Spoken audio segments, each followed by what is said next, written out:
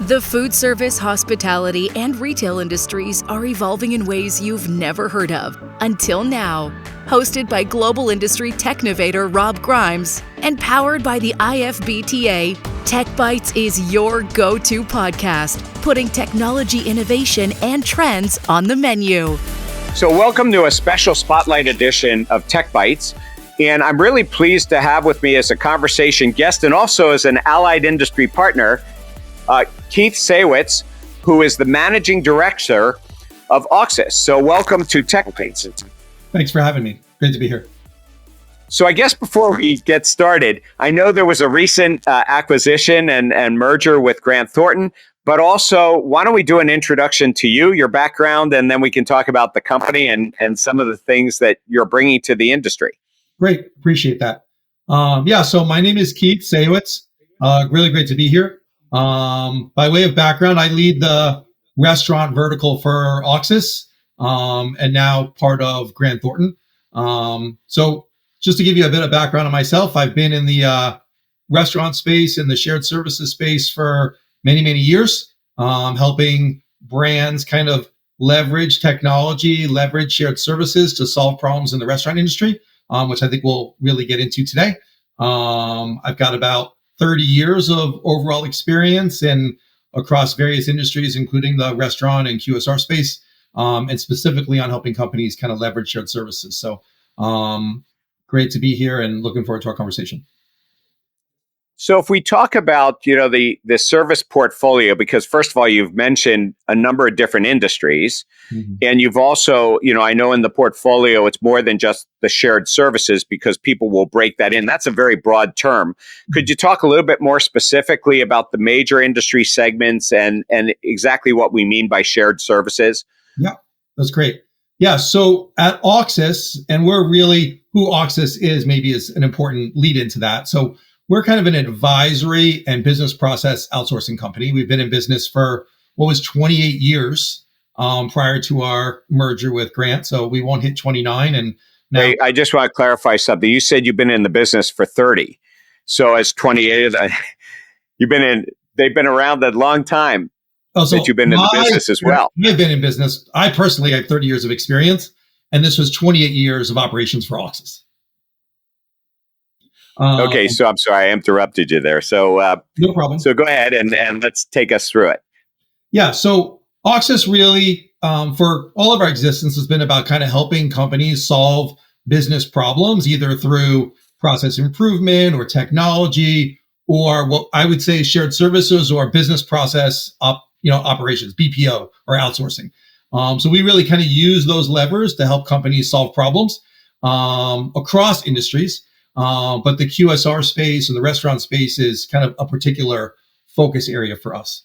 So when we think about what it is that we do in this space, it really kind of permeates across what we do across many industries. So we'll do outsourcing for customers related to finance and accounting. We'll do outsourcing for customers related to IT operations. So that may mean our restaurant help desk will ring at Auxis and we help solve those problems. We'll do POS support and POS administration. We'll do customer care outsourcing. So when a consumer at a restaurant has a problem, we'll help them address their loyalty problems or restaurant complaints. And we do all of that from our nearshore footprint in Latin America. So we have a business process outsourcing center or shared service centers in Costa Rica, in a couple cities in Colombia. And now with the merger with Grant Thornton, that really breadth has expanded. So we now do these things. So was the client base always worldwide, or is it the acquisition that gives you a worldwide client base? Yeah, it's a great question. So from a client base perspective, we really focus on US companies where we provide services to them on a broader footprint. So our customer base for us from an outsourcing perspective, from a restaurant services perspective, is really about US brands. But those US brands, of course, have operations globally. So we can support them in Latin America, we can support them in Europe, we can support them in Asia. So the customer base is a US company base, but with a capability model across the globe. So when you're doing your services and you're doing the shared services, sounds like it goes everywhere from call center or help desk to, are you also doing on-site types of service like implementation, support, all those kinds of things? So we do consulting advisory work. So we'll help companies implement tools and systems and those types of things. But from a kind of an execution model of services perspective, generally, if we're talking about run operations, so how you run your help desk, how you handle maybe an operational issue, how you handle customer care, our resources are in shared service centers outside the US. Well, you're hitting something that's very near and dear to my personal heart here, because I happen to know something about outsourcing, and I happen to know about running call centers and things like that in my own history, that are out there. But there are other players, in this market. There are global players. There's the niche players. There's, small ones. So first of all, what is it that you see that would be the differentiating points of what you're bringing to the table versus some of the other players? Yeah, that's a great question. So it's really a few things. One, we're very heavily focused on where most restaurant brands are from a scale perspective. So we are very heavily focused on what we would call the middle market, maybe 500 million in revenue to 10 billion in revenue. And that's really where almost all restaurant brands kind of land. So a lot of the larger players, they're focused more on the Amazons and Walmarts of the world, and they're executing a lot of work in Asia, where we focus much more on executing work in nearshore or Latin America, Costa Rica, Colombia, and those markets. So that's kind of one of our value propositions for the market.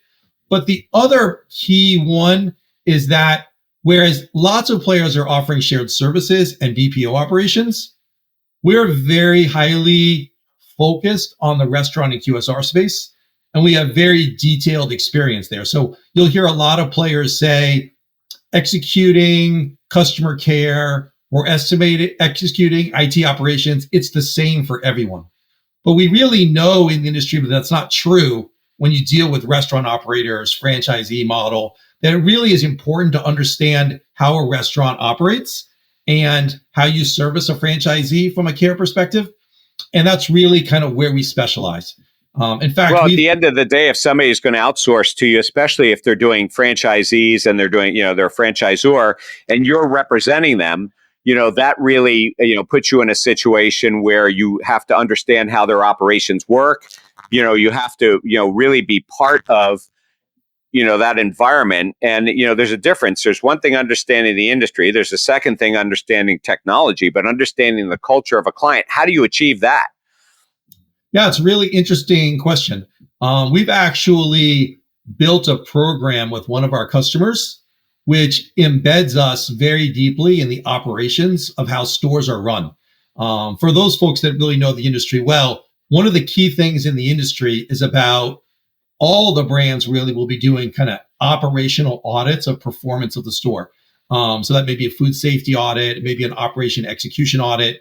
And that traditional model is really about either a third party or maybe a regional manager going into a store, doing kind of an operational review, and then providing feedback to the store about how they're doing. What we've done is we've built a program where in a virtual BPO or shared services model, we're executing that in-store visit virtually, where we're literally executing a video call with a store and they're walking us through operations. And we're advising and coaching the store on the proper way to execute. Is that the right way to make that hamburger? Is that the right way to make that pizza? Is your store clean? Is your POS operations happening properly?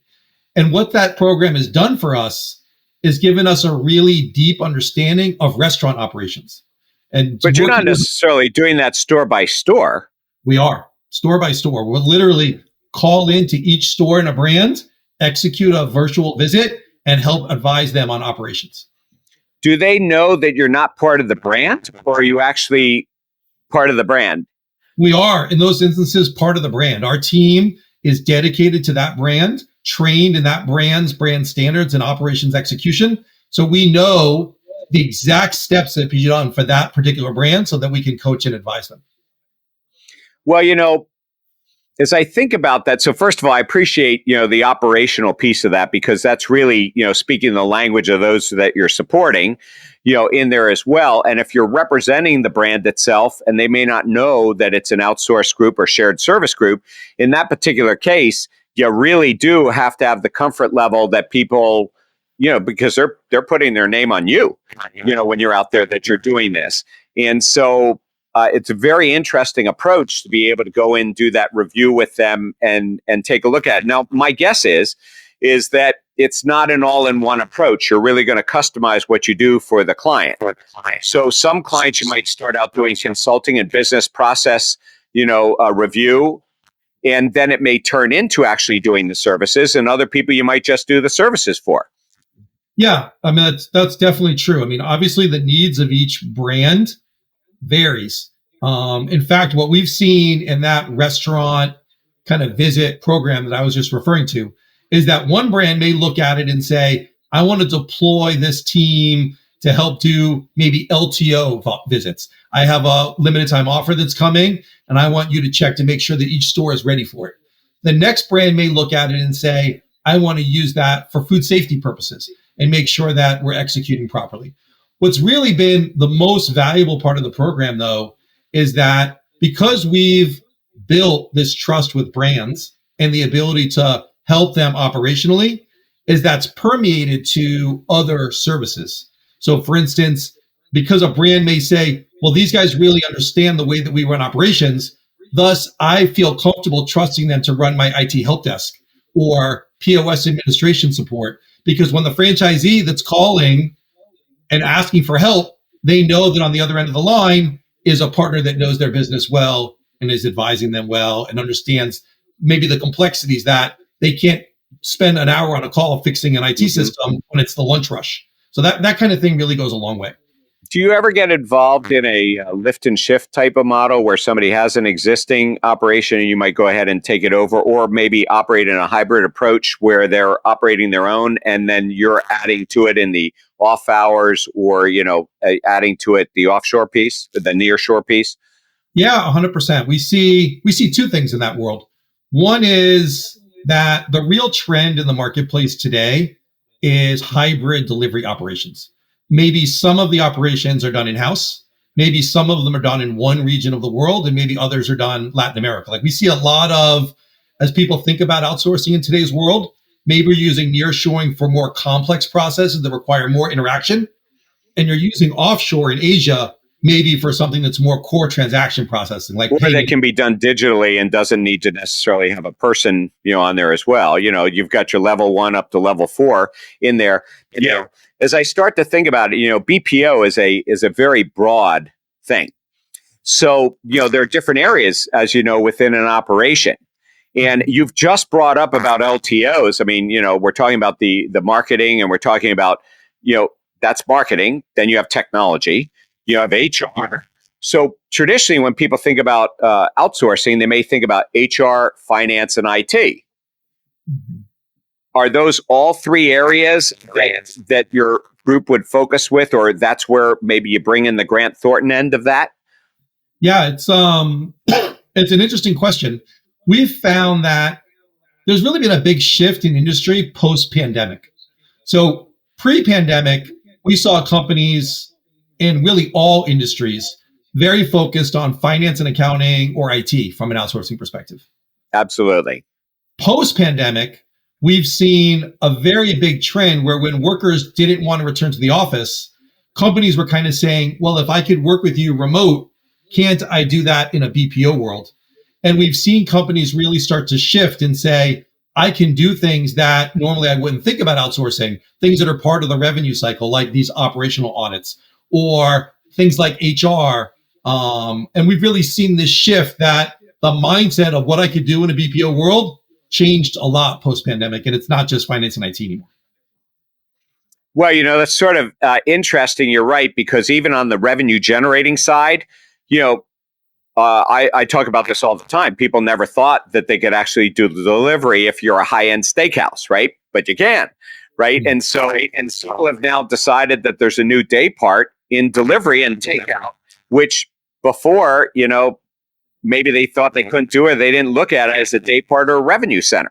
So to your point, people have learned that they can work remotely, that they can do outsourcing and things from there. I think the operational audit, though, piece is a very interesting concept of really digging into somebody's operation.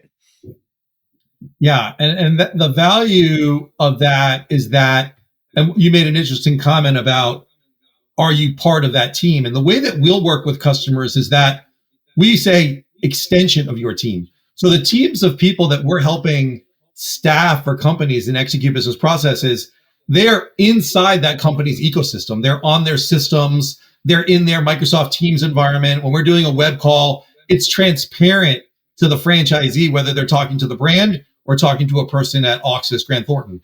And that part of it. And the other thing that's really important is that this is not like shared resource model. So it's dedicated teams. So it's not like a resource is working one day for one brand and the next day for another. So they kind of become part of your integrated culture.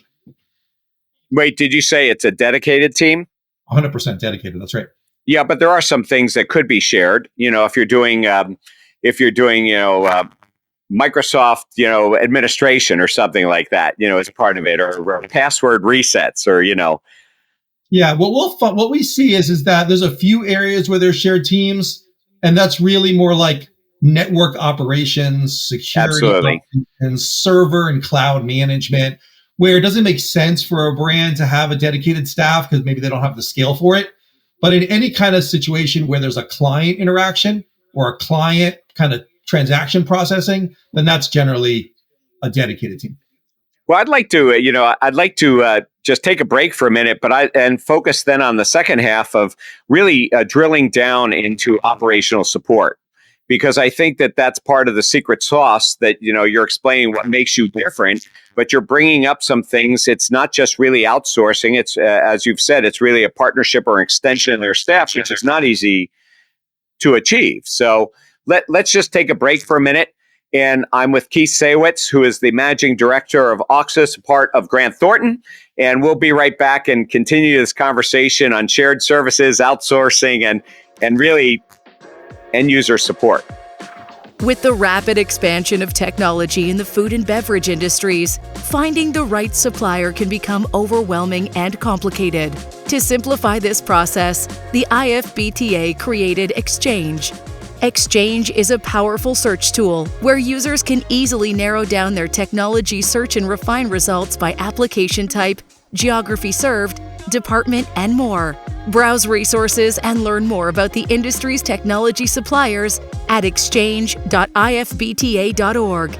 Now, back to the show. So welcome back to this special TechBytes Spotlight with Auxis, and I'm having a conversation today with Keith Sayewitz, who's the Managing Director in Atlanta. And we were, before the break, really talking about the special sauce of, what makes the outsourcing or the BPO service, really special, and actually post-COVID, how things change.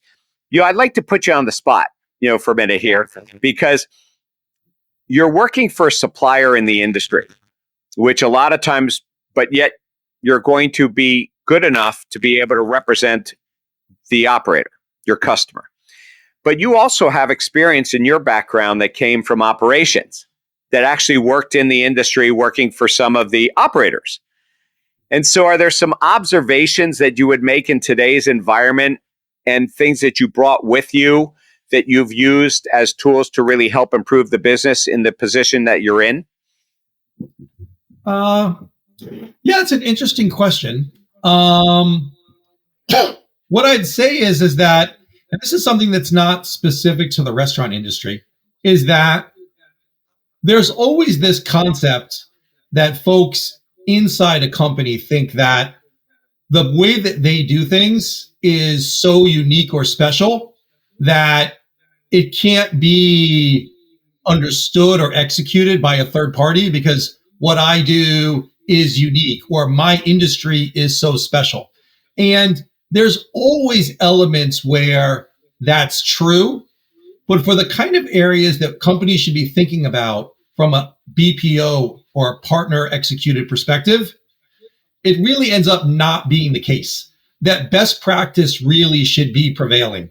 The way that you execute finance and accounting in an outsourced model, the way that you execute customer care in an outsourced model, the way you execute IT operations, like there's still 80+% of it where the industry doesn't really matter.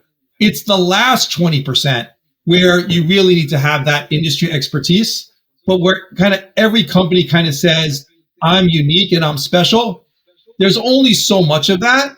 And that the reality is that a bit of that, what they think is special, is really what's holding them back.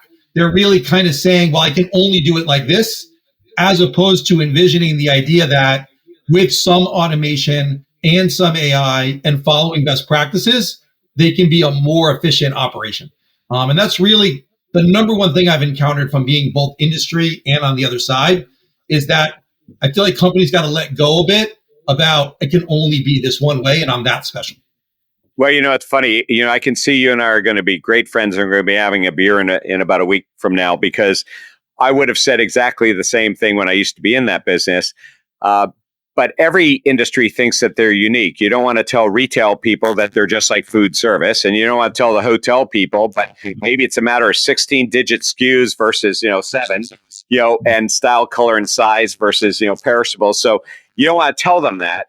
But what I used to say to people, which I think you've just, really eloquently said, is that you've got the business and you've got the business of running QSR or restaurants. You got the technology stack, which you can understand point of sale, God forbid I should say that, but basically you understand the difference is what makes one brand versus another is their culture and how they do their business and how they deliver and how they work with their guests.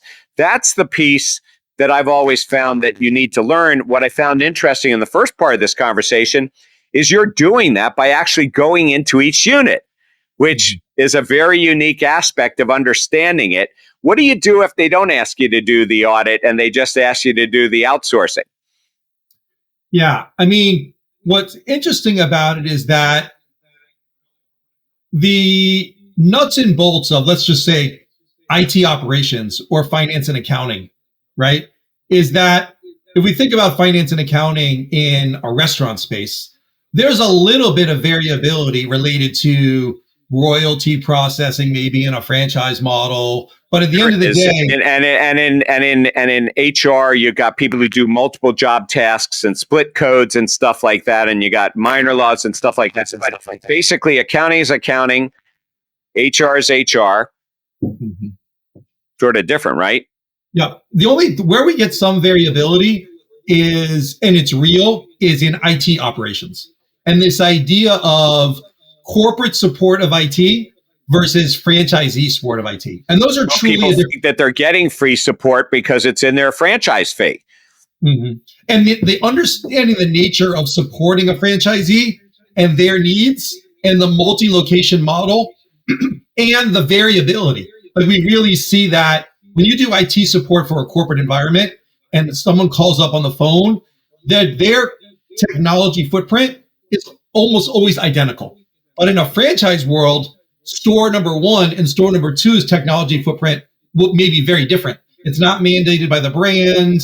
They have a different network provider. So that really requires experience. And that's why we really, I think, thrived in that space, is because we support thousands of individual franchisees that way.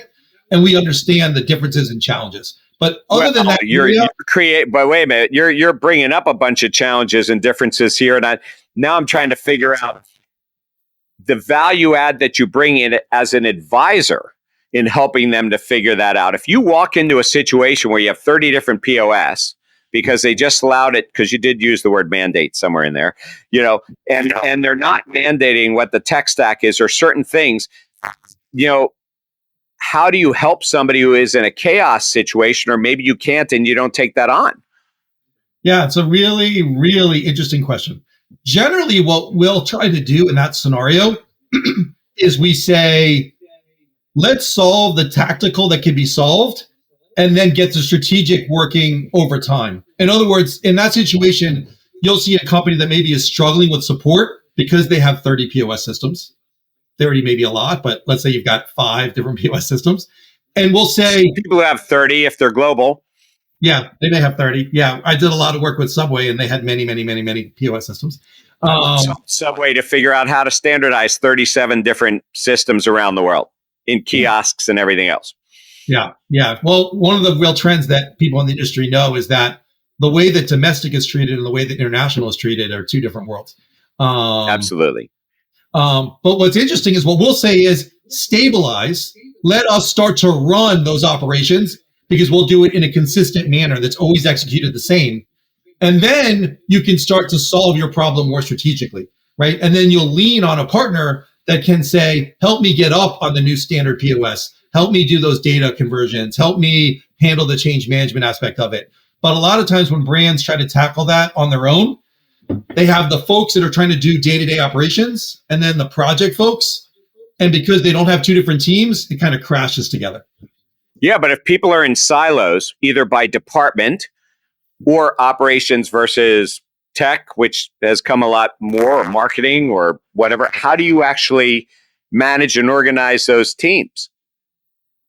I mean, that's about having a good structured approach, good structured methodology, prioritizing what can be done first, second, and third.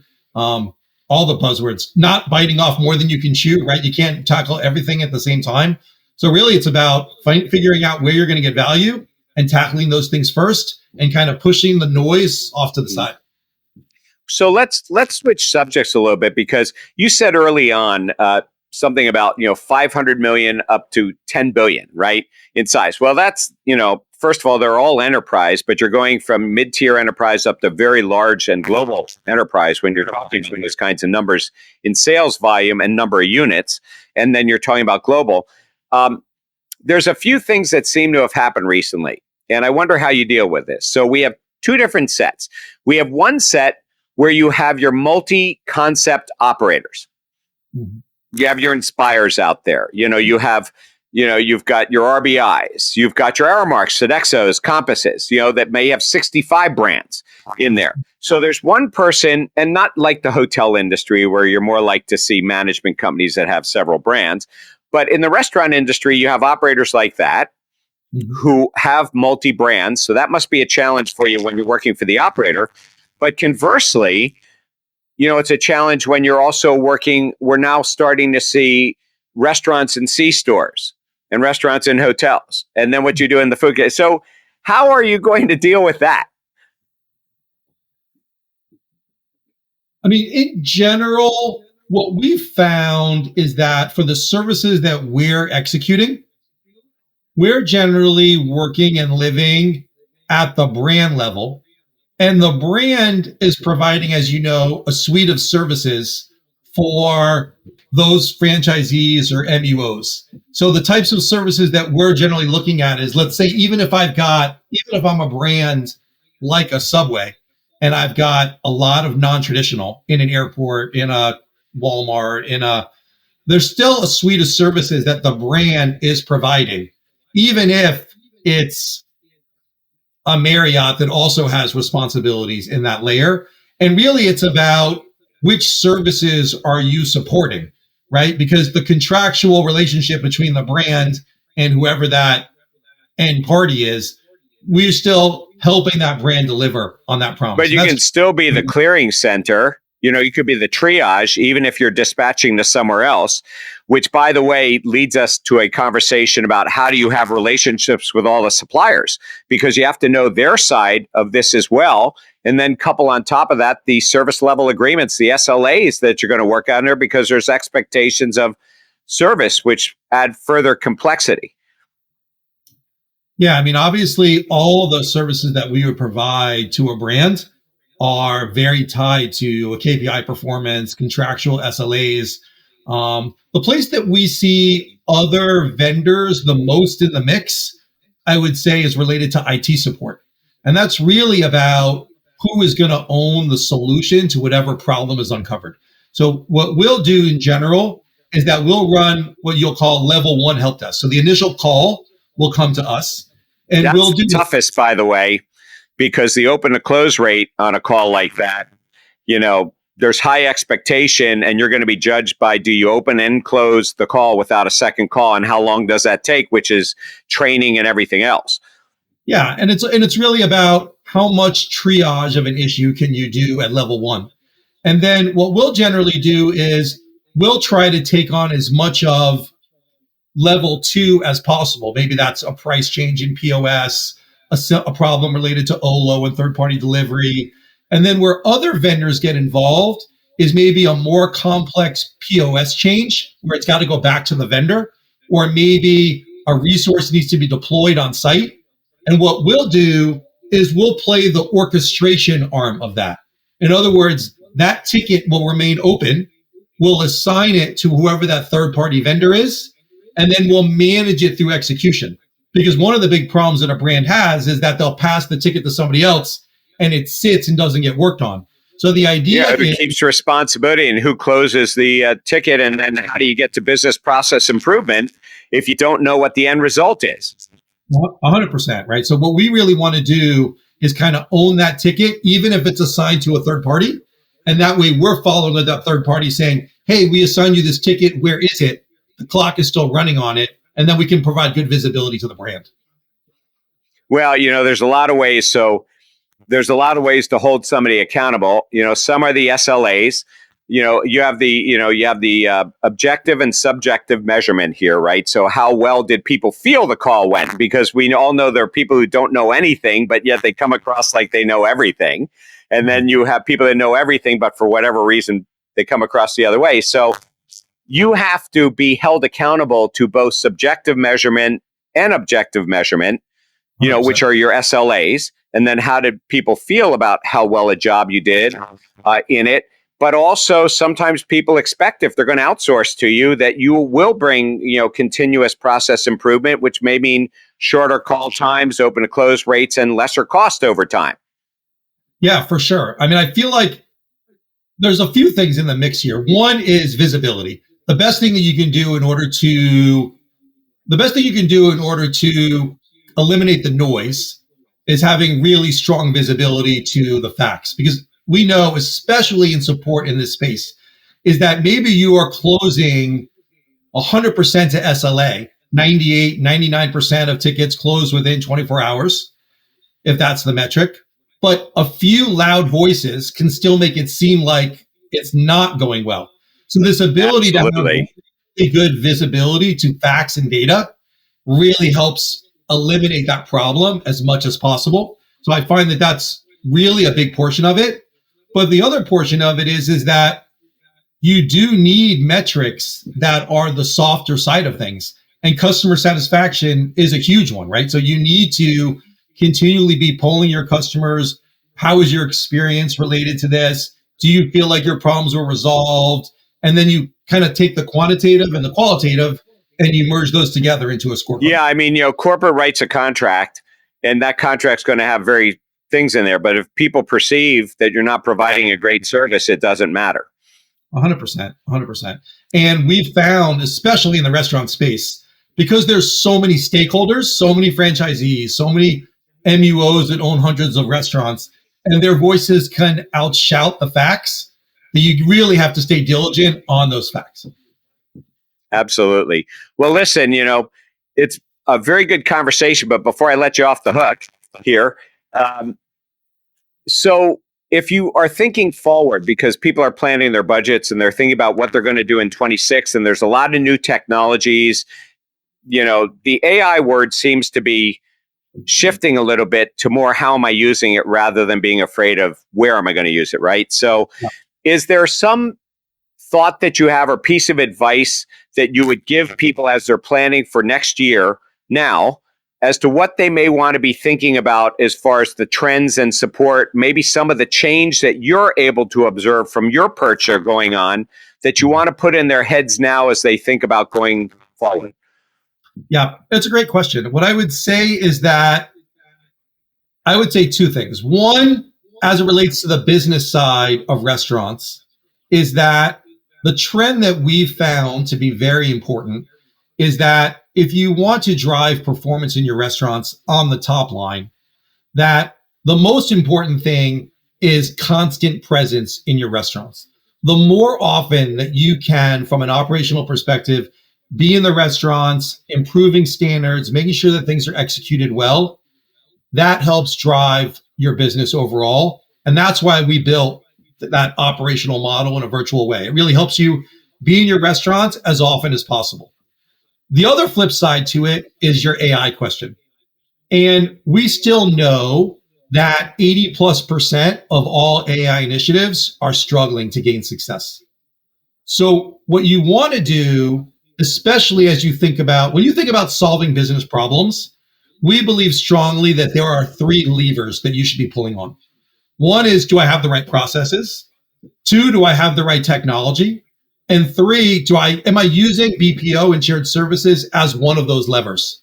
And what you want to be able to do is find a partner that helps you succeed in the AI automation space in conjunction with it. So when you think about BPO, those services should always be AI enabled, tech enabled. Don't try to go audit on your own. You know you want to use shared services because it's cost effective, but make sure that those are AI enabled, because your cost in year two better be lower than your cost in year one. And your cost in year three better be lower. Well, it's also a way to give continuous process improvement and cost. But at the same time, you're also being able to give a higher level of knowledge to those people taking the level one calls, which they really need. Yeah, lean on your partners and force those partners to bring that technology. Well, Keith, it's been a pleasure having you on TechBytes and this special edition Spotlight. It's also a pleasure having Auxis as a industry partner of the IFBTA. And congratulations on the merger and acquisition with Grant Thornton. And I'm going to look forward to connecting with you in person and perhaps continuing this conversation in a few of the other areas that we just touched on, but we didn't actually drill down. Excellent. Let's grab a drink in Vegas next week.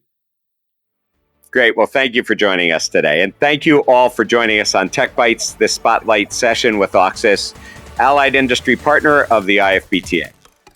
This podcast is brought to you by the International Food and Beverage Technology Association. The IFBTA is the industry's voice of food service, hospitality, and retail technology, providing thought leadership as your single, impartial, and go-to resource. The IFBTA offers in-person and online communities to connect with your peers, the exchange, an all-encompassing global technology resource, and an industry-wide professional education and certification program. The bottom line is the IFBTA is your place to gather, learn, and share in conversations like the one we're having today. Thank you for joining us on this episode of TechBytes, powered by the IFBTA. I'm Rob Grimes, your host, and I look forward to taking our next bite of technology together.